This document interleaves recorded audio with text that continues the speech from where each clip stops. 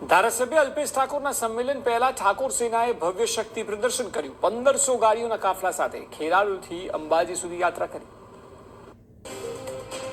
ઉત્તર ગુજરાતના રાજકારણ અને સામાજિક ક્ષેત્રે ફરી એકવાર ઠાકોર સમાજની એકતાના દર્શન થયા છે।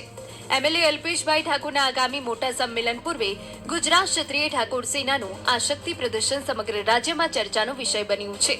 અભિજીતસિંહ બારડની આગેવાનીમાં મલિકપુર એટલે કે ખેરાલુથી અંબાજી જવા નીકળેલી આ યાત્રામાં હજારોની સંખ્યામાં યુવાનો અને સમાજના અગ્રણીઓ જોડાયા હતા। ખેરાલુનું મલિકપુર ગામ કેસરિયા માહોલમાં રંગાઈ ગયું હતું। ગુજરાત ક્ષત્રિય ઠાકોરના પ્રદેશ પ્રમુખ અભિજીતસિંહ બારડની આગેવાનીમાં શ્રી ભવાની ધામ સંકલ્પ યાત્રાને પ્રસ્થાન કરાવવામાં આવ્યું હતું। આ કાર્યક્રમને લઈને અભિજીતસિંહનું કહેવું છે કે ભવાની ધામ સમાજ માટે પાવર હાઉસ બનીને ઉભરી આવશે।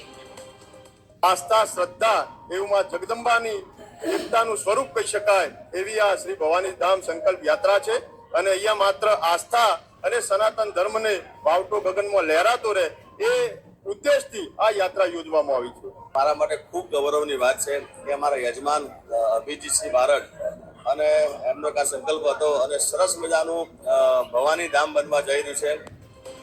આ યાત્રા માત્ર એક ધાર્મિક પ્રવાસ નથી, પરંતુ ઠાકોર સમાજની એકતા અને સંગઠન શક્તિનો પરચો છે।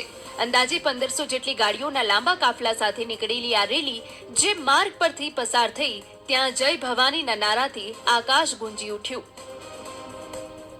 સેનાઓ તો બે અલગ અલગ છે, પણ બધા જ સમાજ માટે કામ કરી રહ્યા છીએ। અલ્પેશજી સમાજ માટે કામ કરે છે, અભિજીતસિંહ બાપુ પણ સમાજ માટે કામ કરે છે અને અમે બધા સાથે રહી અને સમાજનું ઉત્થાન, સમાજનો વિકાસ માટે કાર્યો કરવા જઈ રહ્યા છીએ।